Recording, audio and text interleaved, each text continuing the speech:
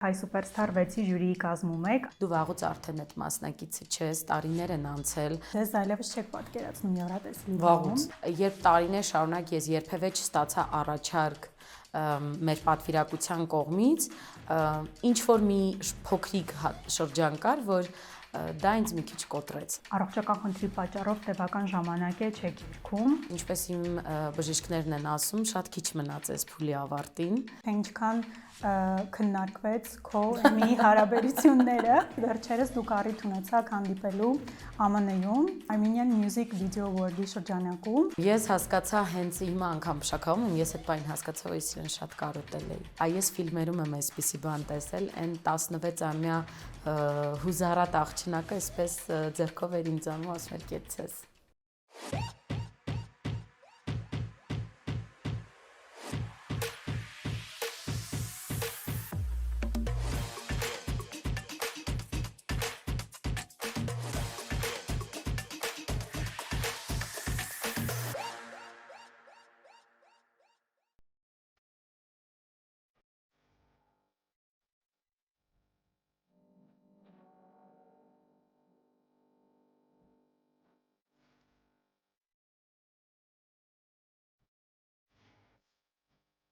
Եթե հետաքրքրված ես բիզնեսով ու անձնային բրենդի զարգացմամբ եւ արդեն իմ ալիքում ես, ապա բաժանորդագրվիր ու սեղմիր զանգակին ծանոթանալու իմ հետագա հյուրերի հաջողության պատմություններին։ Զանգակային։ Սյուզաննա, ողջույն, շնորհակալ եմ զրույցի հրավերը ընդունելու համար։ Ես էլ եմ շնորհակալ, Էլեն ջան։ Այս պահին ձեր գործունեության մեջ որոշակի հարաբերական դադար է։ Առողջական խնդրի պատճառով տևական ժամանակ է չեք երգում։ Իհարկե կոնկրետ հարցեր չեմ ուզում տալ, կարծում եմ դուք կկիսեք պատմության այնքան մասը, որքան է որ կցանկանաք։ Իրականում ես այնքան ազնիվ եմ իմ լսարանի հետ ու մենք ապրում ենք մեդիա դաշտում, որտեղ որ ամեն ինչ այսպես ցայտուն կերպով երևում է, եթե դու ունես դրա ցանկությունը։ Ես իհարկե շատ այսպես սեղմ ու կոկիկ ձևով եմ մատուցել, որովհետև կարծում եմ այն մարդիկ, ովքեր քեզ հետևում են ու սպասում են, մեղմ ասած դու պարտավորվում ես իրենց ճակերտավոր տալու բացատրություն, ինչ է կատարվում, հա, քանի որ հարթակի մարդ ես եւ կոպիտ ասված ինչ որ օֆիսում պարփակված այլ ֆորմատում աշխատող մարդ ես, դու պետք է ունենաս կապը հարթակի հետ եւ այդ ամեն ինչից ելնելով ես երբեմն այսպես փոքրիկ հրապարակումներ եմ ունենում իմ սոցհարթակներում ներողություն, որպեսզի մարդիկ հասկանան, մի քիչ պատկերացնեն ինչ է կատարվում, կարծում եմ յուրաքանչյուր ոչ միայն արվեստագետի, այլ նաև մարդու կյանքում գալիս է մի փուլ, երբ ինքը պետք է հասնի իր գիտակցական շատ բարձր մակարդակի ու հիմա որ նայում եմ ամիսներ առաջ սկսված ինձ հետ տեղի ունեցածը բոլոր իմաստներով ավելի քան համոզվում եմ, որ հիմա կյանքումս ապրում եմ այդ փուլը, իսկ ինչու կոնկրետ, եթե խոսենք բեմերի ելույթների մասին, ինձ համար հեշտ չէ հրաժարվել շատ ելույթներից, նկարահանումներից, համերգներից, որովհետև ես չեմ կարող վնասել իմ ձայնալարերը, ես չեմ կարող վտանգի տակ դնել ամենայն հարգանքով յուրաքանչյուր առաջարկի նկատմամբ, բայց սա այն դեպքն է, որ ես առաջինը պետք է առաջին տեղում դնեմ իմ առողջությունը, որոշակի խնդիրներ կան առողջական, այս պահին հոգեպես պատրաստ չեմ բացանել այդ թեման, բայց պարբերաբար ավելի լրջանում սրվում է այդ հարցը, պարբերաբար մեղմանում է, բայց ես կարծում եմ, որ քիչ մնաց այս փուլին, այնքանով ինչքանով, որ համենայն դեպս հիմա կարողանում եմ, շատ վերապահումներով ունենում եմ ելույթներ, բայց ինչպես իմ բժիշկներն են ասում, շատ քիչ մնաց այս փուլի ավարտին եւ որևէ բան դեռևս ինձ չի կոտրել այս կյանքում, համենայն դեպս իմ ճանապարհը շատ բաց է եղել հանդիսատեսի առաջ ու թափանցիկ, կարծում եմ սա էլ չի կոտրի, կլինեմ անկեղծ, եղել են օրեր այս ընթացքում թե օդանավակայանում, թե օդանավի մեջ, հա, որովհետեւ մի քանի անգամ մեկնել եմ, վերադարձել եմ, որ հոգեպես փշրվել եմ, բայց ես ինձ այդպեսին չեմ սիրել։ Ես չեմ սիրել, չեմ ցանկացել, որ Սյուզաննան լինի այդպիսին ու շատ արագ հավաքվել եմ։ Այս ամենով է պայմանավորված, կան որոշակի առողջականի հետ կապված պատճառահետևանքներ եւ պետք է լիարժեք ապաքինվել, որ เป զի կարողանամ ես իմ նախկին խտացված ելույթների առումով գրաֆիկին ետ վերադառնամ։ Արդեն հայտնի է, որ Հայ Սուպերստար 6-ի ժյուրիի կազմում եք Անդրեի եւ Գորի հետ գլումը։ Մինչ նախագծին անցնելը կուզեմ հիշենք ձեր պատմությունը նախագծում, ինչպես հայտնվեցիք Սուպերստարում, ինչպես եք այդ տարիքում հաղթահարում հուզմունքը լսումների։ Առհասարակ Հայ Սուպերստարը հայկական հեռուստատեսային իրականության մեջ ամենայն դեպս իմ դարաշրջանում, հա, այն մեգա նորություններ, որը մտավ այդ տարիներին որպես երաժշտական հեռուստանախագիծ մրցույթի տեսքով։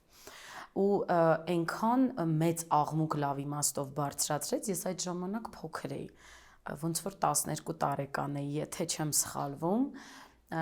ու ասեմ, որ ես 3-4 տարեկանից չեմ երգել, այլ երգել եմ մոտավորապես 10 տարեկանից։ Ու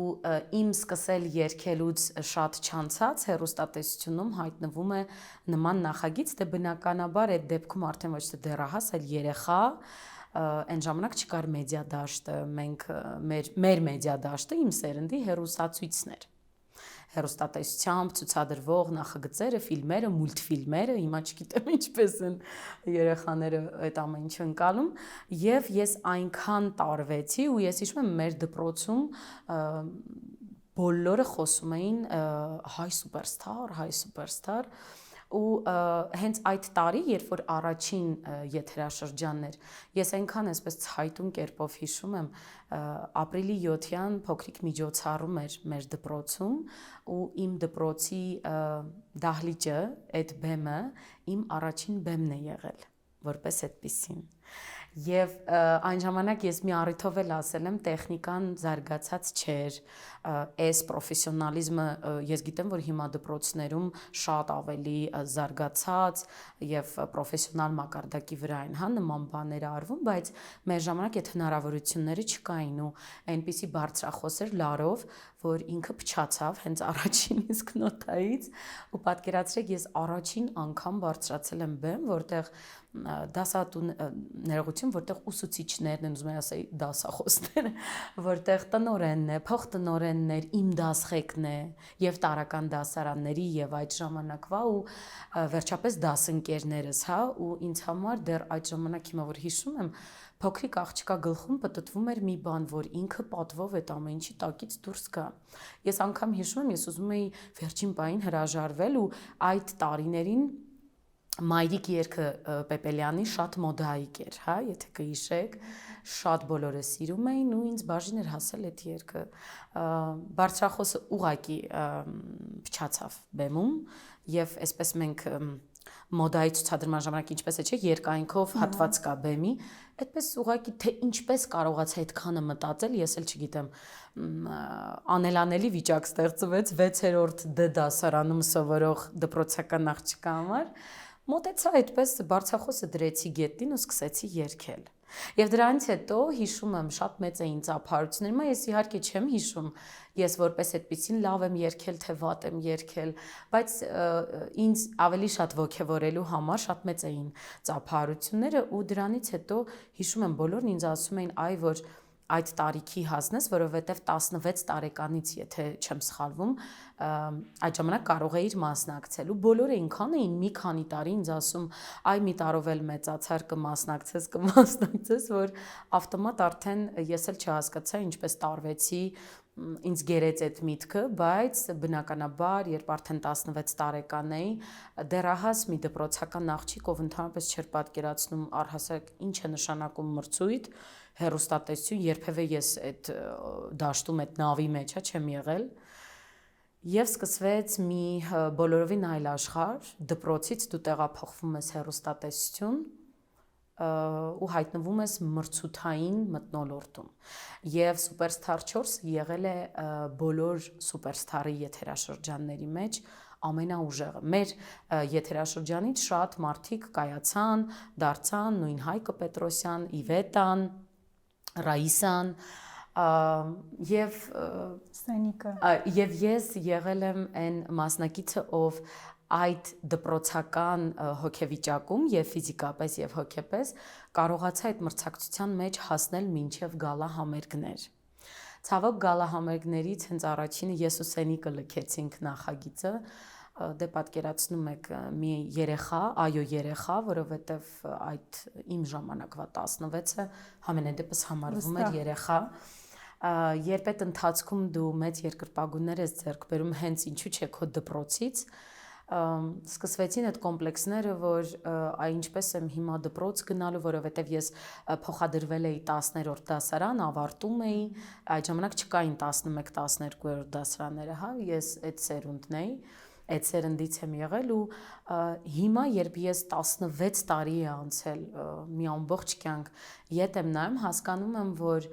եթե չլիներ այդ հեռուստանախագիծը ու այդ տարիքում այդ ամենի միջով անցնելը գուցե իմ ներսի այդ ուժեղ աղջիկը չլիներ ու չձևավորվեր ու չլիներ այն մարդը, որը համենայն դեպս կա այսօր։ Ինչ ապրումներ եք ունենում հիմա, երբ ժյուրի եք մի նախագծում, որտեղից ըստ էության սկսվել է ձեր կարիերան։ Քանի որ մինչև Սուպերստարը ես 2 տարի արդեն հաղթանակից հետո ժյուրիի կազմում էի Նուկայում, մեր պրոյեկտում, որտեղ որ ես հաղթել եմ, մի փոքր այդ ամենը հոգեպես հաղթահարել եմ։ Այստեղ դրա ավելի խտացված տարբերակն է, որովհետև եթե Նուկը վմեստիում 100-ից մեկն ես, այստեղ հիմնական ժյուրիի կազմում ես ու միակ իգական սերի ներկայացուցիչը եւ առաջին փուլի ժամանակ, երբ մասնակիցներից շատերը հատկապես առաջին լսումների օրը գալիս էին, ինձ տեսնում էին եւ իրենք հանգստանում էին, այսպես շունչ էին քաշում, հասկանալով, որ ես բնականաբար շատ դեպքերում կփորձեմ կիսել այդ էմոցիաները, բայց պետք է շեշտեմ, Էլեն ջան, որ այստեղ կա նաեւ մի վտանգավոր բան, որովհետեւ դու վաղուց արդեն այդ մասնակիցը չես, տարիներ են անցել, դու վաղուց արդեն ձևավորված քո երանգ ունեցող երգչուհի ես եւ քո Ռուսաստանում այսպիսի մի գեղեցիկ նախադասություն կար, ты должна защищать свой вокальный авторитет։ Այս դեպքը էստեղ էլ կա, այսինքն ես եթե տեսնում էի, որ պատրաստ չէ տվյալ անձը, վոկալը թույլ է, հոգեպես շատ արագ կոտրվում է բեմում, որովհետև Սուպերստարում եւ ընդհանրապես բոլոր նման հեռուստանախագծերում միայն երգելը չէ, որովհետև դա ոչ թե կոնսերվատորիայի քննություն է, որտեղ հանձնաժողովը հիմնականում գնահատում է վոկալի ճիշտ գործածումը եւ մատուցումը, այլ այստեղ շատ ուրիշ ֆակտորներ էլ կան, որովհետև նույն Սուպերստարից սկսած մինչև X Factor, ես միշտ ասում եմ նաև իմ փորձից ելնելով, դրանք բոլորը այնպիսի նախագծեր են, որոնք խտացված կարճաժամկետ ինստիտուտներ են եւ դիպլոմ ստանում է փոխաբերական իմաստով ասված, հա, այն անձը ու դիպլոմներ ստանում են նրանք, ովքեր փուլ առ փուլ կարողանում են հաղթահարել այդ դժվարությունները։ Եթե ես տեսնում եի, որ տվյալ անձը եւ իր աուրայով, եւ իր գիտելիքով, եւ իր պատկերացումներով եւ վերջապես վոկալով դեռ պատրաստ չէ պրոյեկտին, ես իրեն անում էի լավություն ու ասում էի ոչ։ Հասկանում եմ, որ կլինի վիրավորանք մասնակիցների կողմից, որովհետեւ նկատեցի, որ այսօրվա սերունդը շատ խիզախ է, բայց չեմ վախենա ասել, երբեմն ունի սուբորդինացիայի խնդիր։ Այ իմ ժամանակ անդադ ենթագիտակցորեն ես հիշում եմ, ասում եմ, օրինակ մենք շատ էինք ամաչում ժյուրիից, շատ էինք քաշվում անգամ մի բառ ասել, բայց այստեղ կային դեպքեր, որ մասնակիցը անգամ ագրեսիա էր ցույց տալիս եւ ես ուզում եմ, որ այն մասնակիցները, ովքեր կդիտեն այս հարցազրույցը, երբեք ժյուրիի կազմում չկան այնպիսի մարդիկ, ովքեր վատ մարդիկ են իրենց աուրայով, ովքեր եկել են այդտեղ որևէ մեկին վատություն անելու, կա հստակ առաջադրված խնդիր եւ ժյուրիի տեսանկյունից եւ մասնակցի, եւ եթե այդ միաձուլումը միքսը ստացվում է, ամեն ինչ լավ է լինում։ Եթե չի ստացվում, պետք է անընդհատ փորձել, մինչեւ որ կարողանաս աշխատես քո սխալների վրա։ Դժվար էր, իհարկե դժվար էր, որովհետև շատ հետաքրքիր գույներ կային, շատ լուսավոր մասնակիցներ կային, որ այն մուտքից ու բարև ձեզ ասվածից ինձ համար արդեն պարզ էր, եթե լինեմ անկեղծ, բայց կային նաև այնպիսի մասնակիցներ, ովքեր այնքան էին եկել առաջին հերթին իրենց ապացուցելու շատ բան, դա շատ լավ է։ Բայց երբ որ դա ծայրահեղացված է, ի վնաս է բեմում հենց մասնակցին, որ դա ինձ օրինակ որպես հանդիսատես շատ ճնշում էր։ Ես հիմնականում տալիս էի այդ բացատրությունը մասնակիցներին, թե օրինակ ինչու ոչ, որովհետև կարծում եմ մասնակիցը ունի իրավունք դա իմանալու, հասկանալու, որպեսզի հետո գնա եւ աշխատի իր վրա։ Բայց պետք է նշեմ, որ հիմա ես էլ եմ փշաքաղվում, նույն տաղավարում ենք նկարը հանել, իհարկե նույնը ասելով վայրը, տեղանքը, բայց ամեն ինչ իհարկե փոխվել է, ավելի շատ զարգացած, շատ պրոֆեսիոնալ, օրինակ մենք երբևէ նման սուպերստարի կաստինգի փուլ չենք ունեցել, այդքան չեմ վախենա ասել ճոխ պայմաններում եւ ակամպանիմենտով եւ նման էկրաններով եւ մեծ բեմ է տրամադրված, հա, որովհետեւ իմ ժամանակ բոլորովին այլեր ու մինիմալ պայմաններ էին։ Այդ ամենի հետ մեկտեղ չեմ վախենա ասել, որ այդ տաղավարում միտեղ այս ֆիլմերում եմ այսպիսի բան տեսել, այն 16-ամյա հուզարատ աղջնակը այսպես ձեռքով էր ինձ անում, ասում էր կեցցես։ Ես այդ հոգեվիճակը ունեցել եմ լսումների ժամանակ։ Շատ հետաքրքիր բան նշեցիք սուբորդինացիայի մասով մասնակիցների։ Իմ կարծիքն եմ ասում, որ հիմա ավելի թեթև են մրցույթներին մոտենում մասնակիցները, քան այն ժամանակ։ Դրական ես գնահատում սա, թե ավելի որպես բացասական երևույթ։ Կա երկու բևեռ, Էլեն ջան։ Եթե տվյալ անձը, որովհետև վիճակը շատ ինդիվիդուալ է, հա, եթե կա սուբյեկտ, ում համար կարևոր է աշխատել իր վրա, ընտրել է պրոֆեսիոնալ առումով այս ուղին եւ բոլոր այս տեսակ մրցույթները ինչ որ միջոց են քո ասելիքը ասելու, հարթակ տրամադրելու, այս առումով վերաբերվում եմ բացասական, որովհետեւ դու պիտի ինքնես որ կարողանաս վեր կենալ, դու պիտի լաց լինես, որովհետեւ հետո գալու է լույսի ու ժպիտի պահերը, դու պիտի պարտվես, որպեսզի հաղթանակի քաղցրությունը զգաս։ Գիտեմ, որ շատերը հիմա այս հաղորդումը դիտելով կմտածեն, դե հիմա ինքը բնականաբար հեշտ է խոսում, բայց հավատացեք, բացարձակ հեշտ չեմ խոսում։ Ես շատ անգամ եմ իմ կյանքում ընկել, լաց եղել, կոտրվել, փշրվել ու հետո հատիկ ինձ հավաքել։ Եթե մասնակիցը այս դեպքում, հա, ընտրել է իր կյանքում ներողություն, ընտրել է իր կյանքում այս ուղին, ինքը պիտի վերաբերվի լուրջ, որովհետև սրանք բոլոր են կանգառներն են, որտեղ դու կամ կանգնում մնում ես, կամ ետ ես գնում, կամ առաջ ես գնում։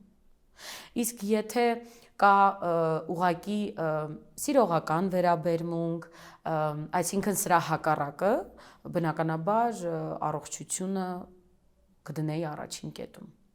Բայց ամեն ինչի մեջ ունենալ բալանսը շատ կարևոր է, դրան պետք է կարողանաս հասնել։ Իսկ ոնց ենք, չէ՞ մենք հասնում, պարտվելով, լաց լինելով, անքուն գիշերներ անցկացնելով։ Մի օր արթնանում ենք, մտածում, իհարկե, այս պահին արդեն ոչ իմ պարագայում, իմ դեպքը բացառենք, բայց գլոբալ ես ունեցել եմ մրցույթներում ֆանտաստիկ տաղանդավոր ընկերներ, մասնակիցներ, որոնք այսօր չկան։ Ոչ թե աշխարհում չկան, փառք Տիրոջ, այլ ոլորտում չկան։ Մրցույթները ունենում են ուղղակի երկու բևեռ, կամ դու հաղթում ես ինքդ քեզ, կամ դու ուղղակի այդ ամենը թողում ու ետ ես գնում։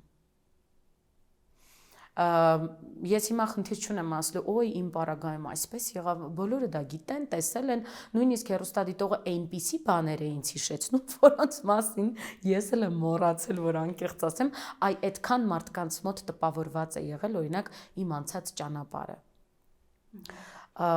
Նայած որ բևեռից, եթե դու քո կյանքը ընտրել ես բեմը, դու պիտի կարողանաս ցանկացած նման բանի վերաբերվել լուրջ։ Եթե այսօր օրինակ X մասնակիցը ընտրելով այդ ոլորտը, այդ հարթակը պրոֆեսիոնալ հարթության վրա նայում է թե, դե լավ, չեղավ, օրինակ ինքը ցանկացած հարցի այդպես է նայելու։ Ու ամենակարևորը ես հիմա խոսում եմ մասնակցի օգտին, մասնակից ասվածի օգտին։ Պետք չէ զբաղվել ինքնախաբեությամբ։ Երբեմն պիտի կարողանալ զրուցել քո եսի հետ հենց դու հայելու միջոցով, այո, հենց հայելու։ Հայելին ամենացայտուն կերպով քեզ տալիս է այն, ինչից որ դու փախչում ես։ Ես օրինակ ունեցել եմ հայելու թերապիա։ իմ կյանքում, շատ անգամներ, ժեստերի առումով, ձայնի առումով, հոգեբանական առումով, ու դա ինձ շատ օգնել է, որպեսզի ես չկարողանամ ներողություն կարողանամ չխաբել ինքս ինձ։ Երբեմն մենք մեզ փոփում ենք, բայց հետո ցավը ավելի մեծ է լինում, որովհետև հաջորդիվ մենք գիտակցում ենք, որ դա ուղղակի փոփանք էր ու մենք ուղղակի խաբեցինք ինքներս մեզ։ Այսօրվա սերունդը հստակ գիտի պայքարել, ինչ խոսք, ինչ որ ստրկատիրական վիճակում չէ։ Հետո ավելի շատ հոգ են տանում իրենց մենտալ առողջության մասին։ Այո։ Բայց ցանկացած մոտեցման ու իրավիճակի մեջ, եթե մի բանը շատ է, ինքը արդեն վատ է։ Պետք է կարողանալ չընկնել այդ բալանսից։ Այսա կարող եմ ասել։ Եվ ուզում եմ մի բան հավելել, Էլեն ջան, քանի որ մենք ապրում ենք մեր առօրյայի մեծամասնությունը պտտվում է մեդիա դաշտի շուրջ, ուզած թե չուզած։ Սա իրականությունն է։ Մեդիա դաշտի միջոցով ես ստանում եմ շատ նամակներ, որ ձեր անցած ուղին մեզ համար մոտիվացիա է։ Ես կարծում եմ, որ անգամ եթե ես չլինեի այն մարդը, ով կամ այսօր համենայն դեպս ու դեռ պիտի աշխատեմ, սա այլ թեմա է։ Ինչ որ նման հարցում, որ օգուտ եմ տվել մարդկանց, ես արդեն իսկ իմ խիղճը հանգիստ կլիներ, որովհետև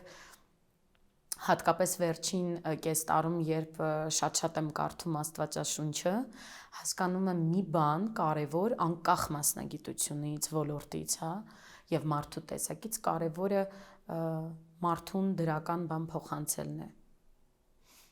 100%-ով դա չի ստացվի երբեք։ Երբևէ չի կարող լինել դա 100%-ով, որովհետև մեր կյանքում մենք էլ չունենք մարդիկ, ովքեր էներգետիկ դաշտում մերը չեն,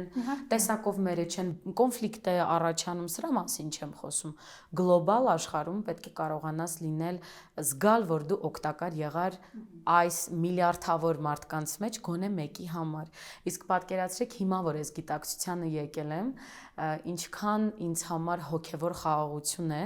որ շատ մարդիկ չեն կոտրվում, օրինակ նայելով, տեսնելով ու լսելով իմ ճանապարհը։ Սա ես արդեն համարում եմ հաղթանակ ու երևի ամենակարևոր գավաթներից մեկն է իմ կյանքում։ Ես երաժշտական նախագծերի մեծ երկրպագու եմ եղել դեռ փոքրուց ու հետաքրքիր է, որ քո մասնակցության հետ կապված շատ մանրամասներ եմ հիշում։ Հիշում եմ, որ շատ դու էմոցիոնալ երեխա ես։ Համբուրում էիր անընդհատ բոլորին, գրկում էիր Գյուրջինյանին, Գլումովին եւ այլն։ Էմպետրին, Ավետին, Բարսեղյան։ Եվ մենք հետո քեզ տեսանք արդեն X Factor-ում մի քանի տարի անց լրիվ ուրիշ կերպարում, հասուն, ինքն իրեն անընդհատ խմբագրող, ավել տար ու բար չասող, այս կարդինալ փոփոխության հիմքում ինչ որ իրադարձություն պիտի եղած լիներ, այսօր պատրաստ ես սրա մասին խոսել։ Իհարկե, որովհետև դա արդեն ապրված է, տարիներ են անցել, նույն X Factor-ից դե չեմ խոսում արդեն Superstar-ում իմ մասնակցության մասին։ Մոտավորապես 5 տարի անց ես վերադառնում եմ հենց նույն հեռուստաընկերություն ու այնքան լավ եմ հիշում, բնականաբար, քանի որ ես արդեն ունեցել էի շանթում մասնակցություն այլ հեռուստանախագծի, հաղորդման ֆորմատը այնպիսին է, որ կոնկրետ իմ դեպքում պետք է հարցազրույց տեղի ունենար եւ մինչ այդ դրանից հետո եւ այլն եւ այնպես լավ եմ հիշում լրագրողի, որովհետեւ խումբը աշխատող հա նույնն էր գրեթե մի քիչ էս կողմ, մի քիչ այն կողմ ու իր շոկը, երբ ես այսպես արդեն դրված ձայնով, ոչ թե այն գլխային ձայնով խոսածող երեխան 16 տարեկանով դպրոցի կչկչան, դպրոցական աղջկա հոգեվիճակից մի անգամից դուրս եկած արդեն ուսանողուհի, ով մի քանի օր հետո, որովհետև մայիսին էին նկարահանումները, ավարտական քննությունների մեջ արվեստի բուհ է ավարտում, ասեմ ավելին, ժողովրդական արտիստ Արշանա Հիշատակին վարպետին միշտ եմ շնորհակալ լինելու, Երվանդ Ղազանչյանի արվեստանոցը։ Այստեղ շատ մեծ դեր է ունեցել Superstar-ից հետո, որովհետև Superstar-ից հետո ես արդեն ավարտեցի դպրոցն ու ընդունվեցի ինստիտուտ։ Ինստիտուտում անցկացրած իմ տարիները ու մասնավորապես այն արվեստանոցը, որում որ ես էի, ճակատագիրը ինձ տարավ դեպի պարոն Ղազանչյանը, Երվանդ Խաչատուրիչը, ու ինքը այնքան զգաստ էր մեզ պահում։ Եթե անգամ դու ցանկանայիր այդ երեխայական, այդ քմահաճությունները, այդ ամենը չէիր կարող իր մոտ, չէր անցնում եւ վերջ։ Դուք ընտրել եք այս մասնագիտությունը, իմ արվեստանոցը, դուք պետք է շարժվեք իմ օրենքներով ու պետք է անկախ ամենից լինեք մարդ ցանկացած ոլորտում եւ ազնիվ։ Եվ պատկերացրեք 4 տարի եւ ավելի անցնելով այս դպրոցը, ոչ մի բան հենց այնպես չի լինում։ Ընդունվելիս ես կոտրված էի, բայց ավարտելիս արդեն բավականին գիտելիքներով եւ որպես մարդ եւ որպես արդեն ապագա մասնագետ անձնավորություն էի ու ոնց եք պատկերացնում այդ անձնավորությունը գնար X ֆակտոր ու ես ցանկանայի էլ այլևս չէի կարող լինել այդ 16-ամյա աղջնակը, որովհետեւ ուսանողական կյանքը ես նույնիսկ պիտի շեշտեմ, չգիտեմ հիմա ինչպիսինն է,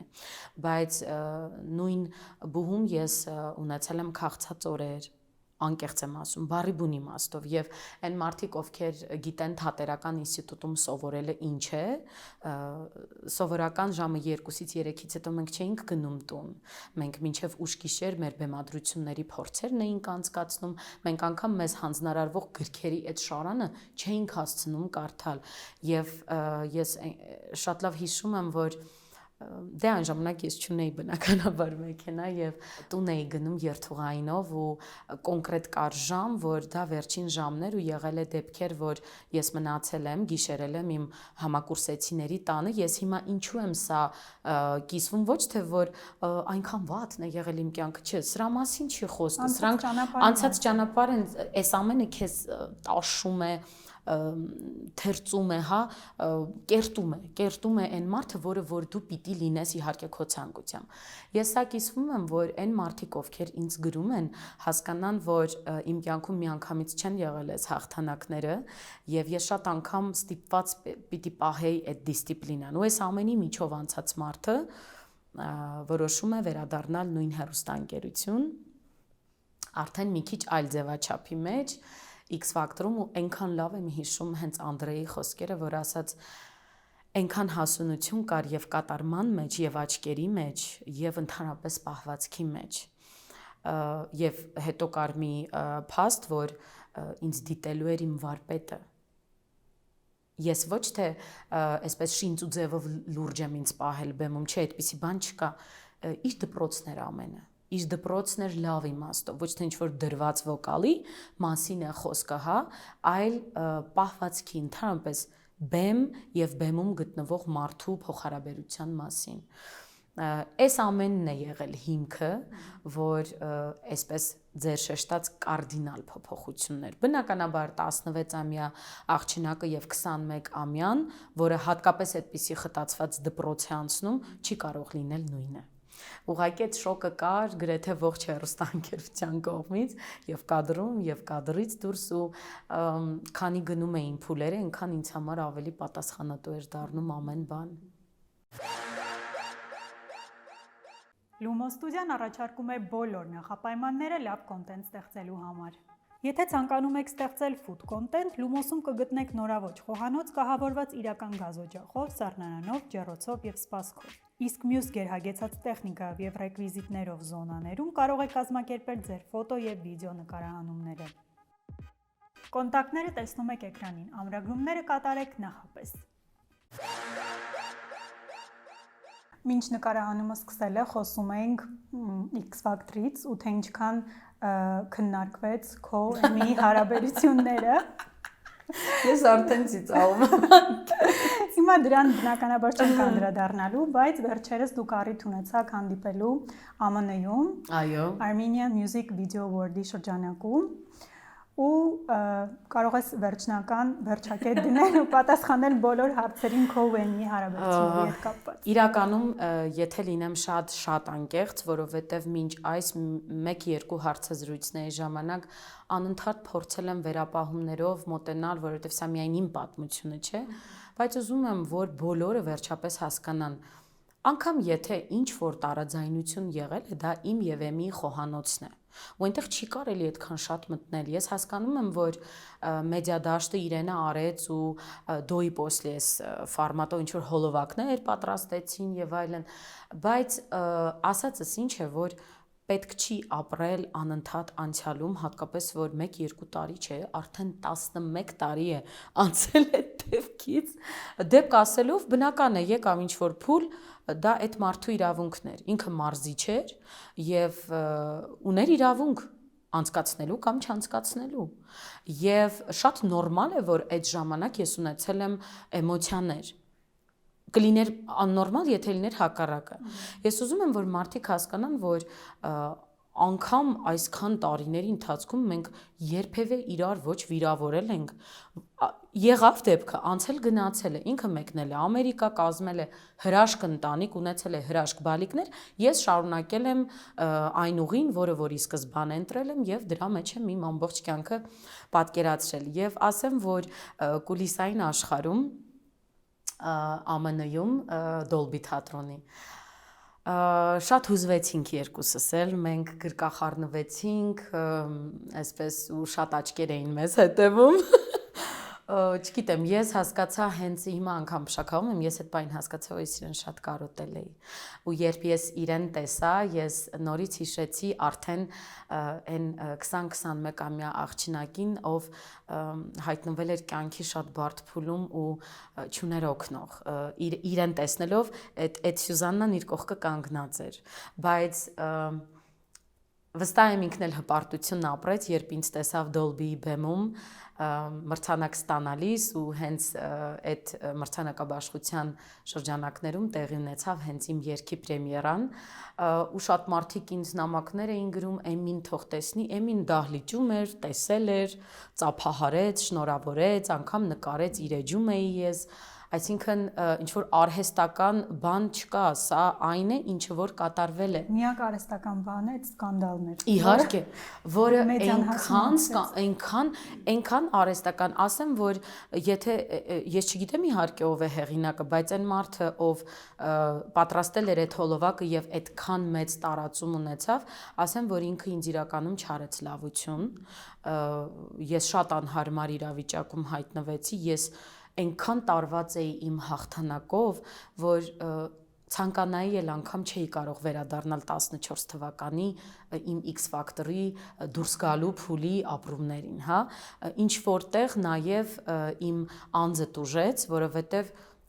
եթե մի բանը կա, ուրիշ բան է, որ կա եւ խոսվում է դրա մասին, բայց երբ որ արհեստականորեն է դա արվում, ինքը շատ վտանգավոր է։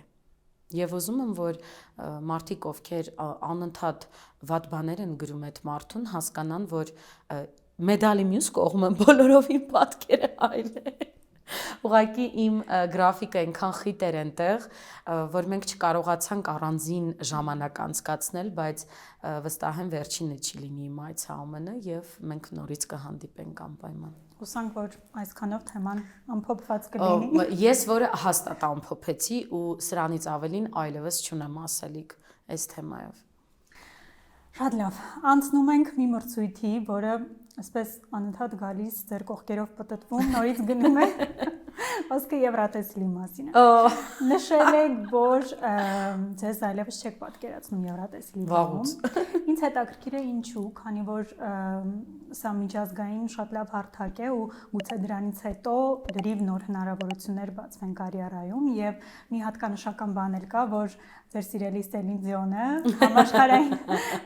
ճանաչում ձեռք բերեց հենց 88-ին Եվրատեսիլի հաղթելուց հետո։ Այս շատ լավ նշեցիք 88 թվականի Եվրատեսիլին հաղթելուց հետո, մենք հասկանում ենք 88 թվից մինչև 2025 թվական բնականաբար գլխիվայր շուռ է եկել այդ պրոյեկտը։ Եթե տարիներ առաջ դեռ պատկերացնում էի ինձ այս մրցույթում ձեր նշած բոլոր ֆակտորները հաշվի առնելով, այսօր ես հասկանում եմ, որ օրինակ նույն նուկն եւ սփյուռքահայերի մոտ, որովհետեւ ԱՄՆ-ում դա հանդիսատեսի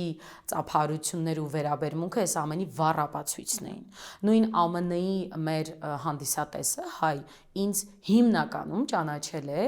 եւ իր համար հայտնաբերել է Նուկով Սևմեսիի ժամանակ եւ դրանից հետո արդեն հետեւելով իմ գործունեությանը։ Ես հասկացա, որ մենք ունենք նաեւ արտիստներ, որոնց գործունեության վրա շատ մեծ բիծ է թողել Եվրատեսիլը։ Հիմա ես իմ անցած ճանապարհով եւ այն ամենով, ինչը որ հիմա անում եմ, իմ անձը եւ իմ գործունեությունը շատ մեծ ռիսկի տակ կդնեմ, եթե այս տարիքում որոշեմ մտնել այդ ամենի մեջ։ Ինչու՞, որովհետեւ վերջին տարիների երգերը, բեմադրությունները, պրոմոն ու այն ամենը, ինչը որ կատարվում է Եվրատեսիլի շրջանակներում, իմ սկզբունքների, իմ մատուցած երաժշտության եւ վերջապես իմ ամպլուայի հետ կապ չունեն։ Գուցե այդ մասշտաբների շրջանակներում ինչ որ մեկը, ով ունի հզոր ուժ եւ պրոդյուսերական թիմ հայտնվի ու որոշի ինձ տանել ավելի մեծ մասշտաբներ, բայց այդ ամենը գուցեի շրջանակներում է։ Ես ավելի ռեալ եմ մոտենում մրցույթին։ Նախ պիտի նշեմ, որ այսքան տարի իմ դեպի Եվրատեսիլից հետո, որովհետև ես առաջին դեպի Եվրատեսիլի ֆինալիստներից մեկն եմ, երբ տարիներ շարունակ ես երբևէ չստացա առաջարկ մեր պատվիրակության կողմից, ինչ որ մի փոքրիկ շրջան կար, որ դա ինձ մի քիչ կոտրեց այդ մրցույթի հետ կապված, այսինքն մեր պատվիրակությունը մտածում էի դե այնքան լավ է հասկանում, որ ֆորմատից ելնելով երևի թե իսկապես ես չեմ համապատասխանում այլևս։ Բայց շատ չանցած ես հասկացա, որ այնտեղ մի քիչ ավելի այլ ամպլուայի արտիստների տեղ է։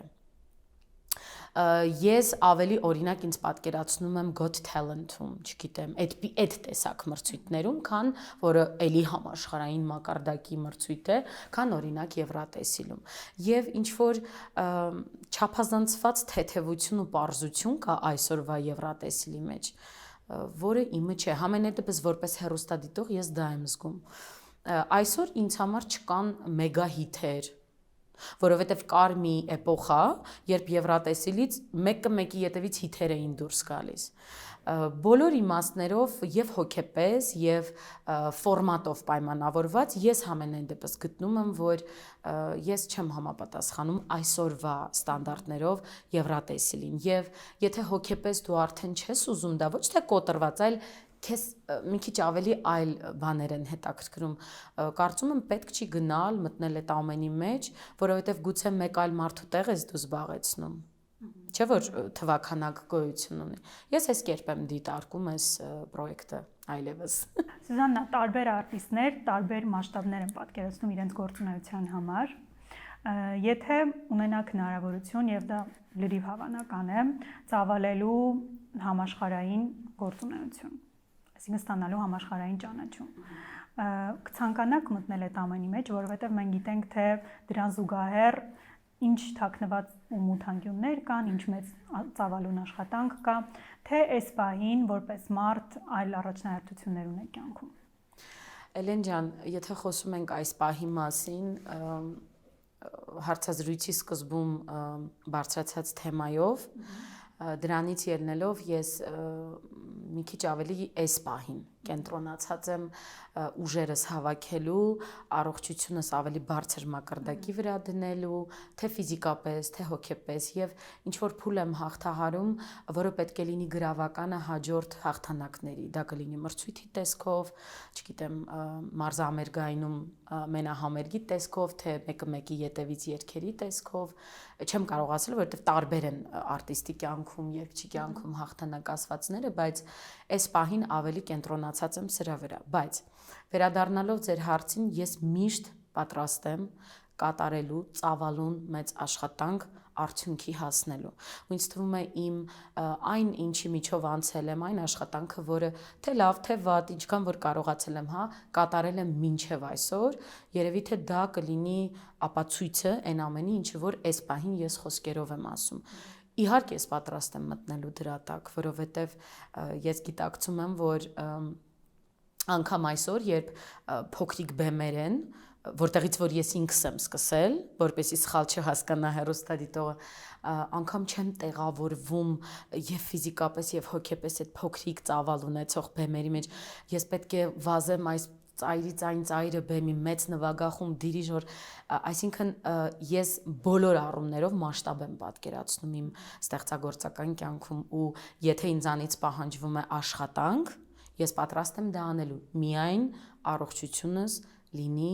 ճիշտ տեղում, որպեսզի հետո ավելի ես չտուժեմ։ Այսպիսի մի արտահայտություն կա, չէ, հիմա այսպես ցայտուն կերպով բառարբար չեմ հիշում, բայց մոտավորապես ասում է ամբողջ կյանքում մենք հաղթանակների ու արդյունքների համար ենք պայքարում, բայց վերջում պայքարում ենք առողջության համար։ Հիմա չեմ ուզենա այդպես լինի, կուզենամ գտնվել ավելի ադեկվատ ու ռեալիստ, հասկանալու այս պահին կյանքի այս շրջանում ինչն է քեզ ավելի պետք։ Նուկուս եմ ես ձեին անդրադառնանք, այս թեմայով կարծում եմ շատ առիթներ են եղել և գրեթե ամեն ինչ քննարկվել է տարիների ընթացքում, ինձ հետաքրքրում է նախագծից հետո,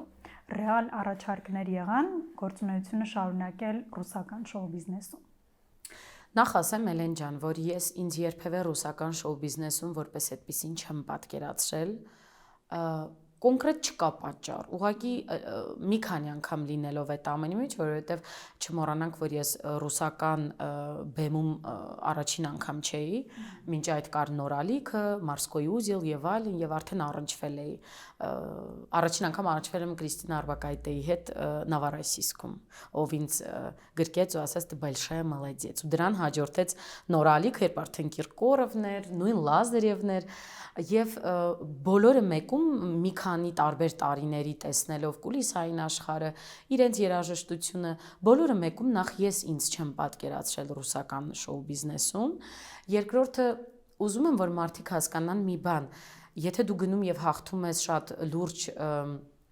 ընկերության շրջանակներում անցկացվող մեգա նախագծում ու դառնում ես հաղթողը, դա դեռ չի նշանակում, որ այսպես կուտեղով քեզ մատուցում են առաջարկների ետևից, իրենք տալիս են, այսինքն այսպես, եթե օրինակ վերադառնանք Նուկային, ես երրորդ եթերաշրջանի հաղթողն եմ եւ հենց այդ տարի ամեն ինչ պտտվում էր իմ շուրջը։ Ամեն բան, եւ ժյուրի լինելու տեսքով, եւ ճանաչման առումով, եւ իրենց կողմից փոխհարաբերություն եւ կապեր ունենալու առումով, դրանից հետո գալիս են մյուս եթերաշրջանները եւ ամեն եթերաշրջան ունենում է իր հերոսը։ Դրանով պայմանավորված ես կոնկրետ չեմ ստացել առաջարկներ, կլինեմ անկեղծ, ֆորմատ կա այստեղ։ Եթե առանձնացնեմ օրինակ Անի Լորակ եւ Գագարինը, եթե խոսում ենք մեծ ձայնածավալի մասին, այս սերնդի, չեմ խոսում Ալլա Բարիսովնայի սերնդի մասին։ Մնացած բոլորը շատ թեթև եւ մինիմալ ձայնով կերպարներ են, ովքեր հիմնականում կերտվել ու դարձել են պրոդյուսերական շատ ճիշտ աշխատանքի արդյունքում։ Այս բոլորը մեկում ես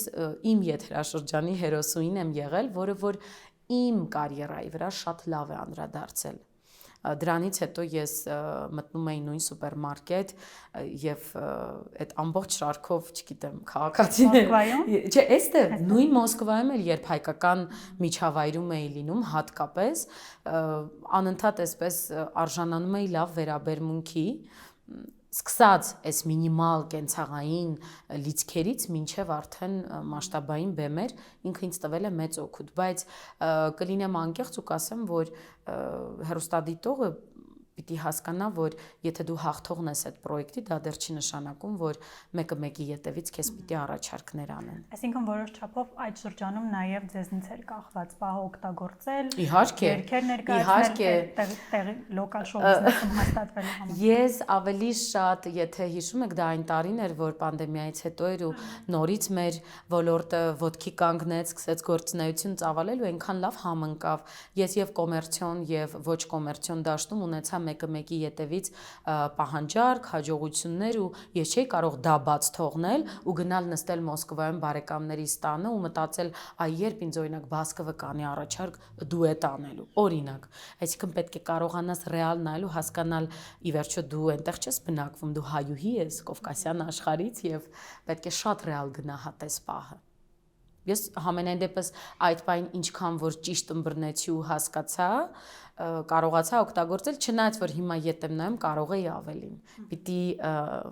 քո սխալների վրա էլ սովորես ինչ որտեղ։ Վստահ։ Մի հետաքրքիր ցանկություն հանդիպեց ինձ։ Ցանկանում եք սիմֆոնիկ նվագախմբի հետ մենահամերգ ունենալ։ Դա բոլոր տարիների մեծ երազանքն է։ Որքան եք մոտեցել հիմա դրան։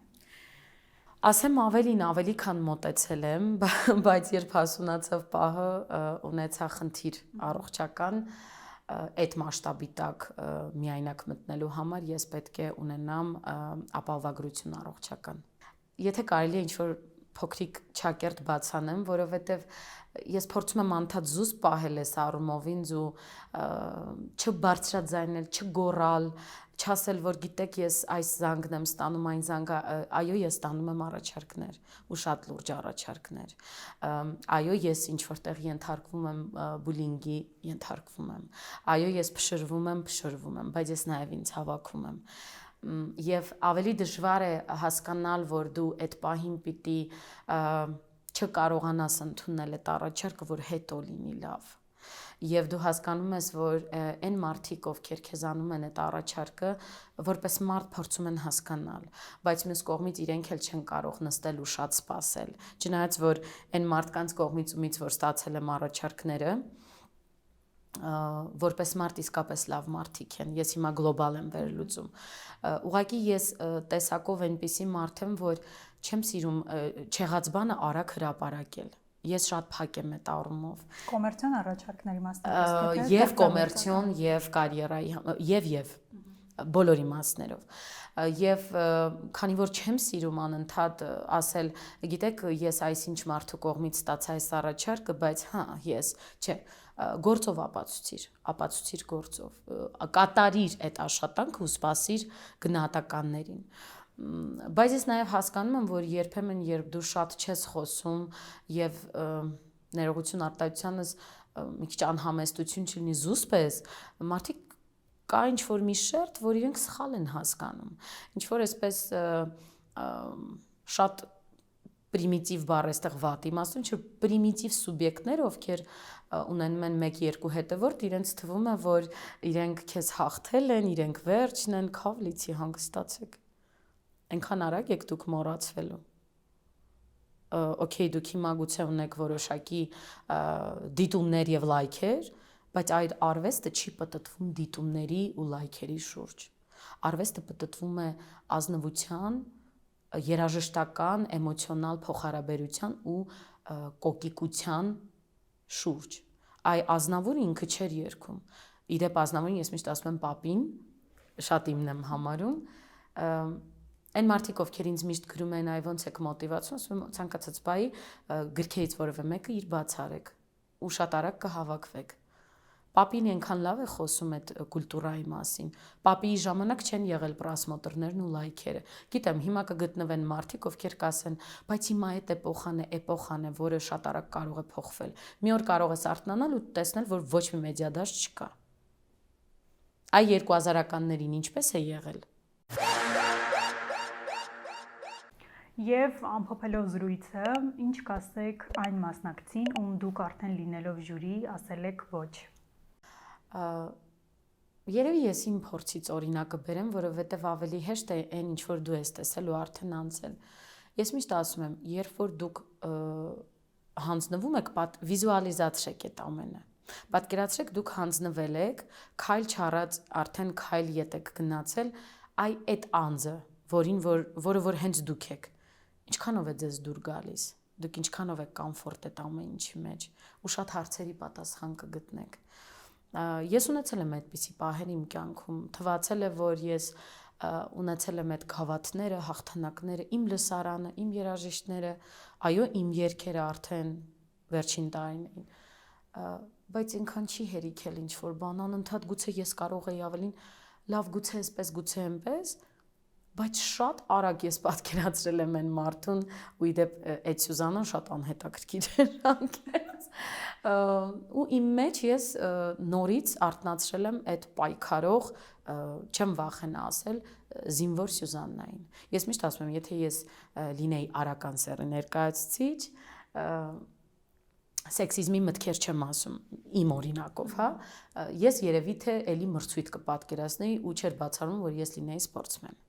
Չգիտեմ, այդ հոգեվիճակը այնքան իմն է, որ ես կոնկրետ առանց դրա չեմ պատկերացնում։ Վիզուալիզացրեք ու տեսեք ձեր այդ անձը, ձեզ դուր է գալիս, թե ոչ, ու դուք կստանաք շատ հարցերի պատասխան։ Իսկ ամերիկյան մրցույթներին մասնակցելու ռեալ մտքեր կան։ Երբ որ հաղթահարեմ այն խնդիրը, որը հիմա ես ունեմ, որովհետև դա առողջականի հետ կապված, դա ինձ մի քիչ այսպես տարակուսանքի մեջ է գցում, այդ մասշտաբի տակ գուցե մտնեմ, այո, եթե իմանամ, որ վերջնականապես այս խնդիրը հաղթահարեցի։ Շնորհակալ եմ ու մեծ հաջողություն եմ մաղթում։ Ես եւս շնորհակալ եմ, Էլեն ջան։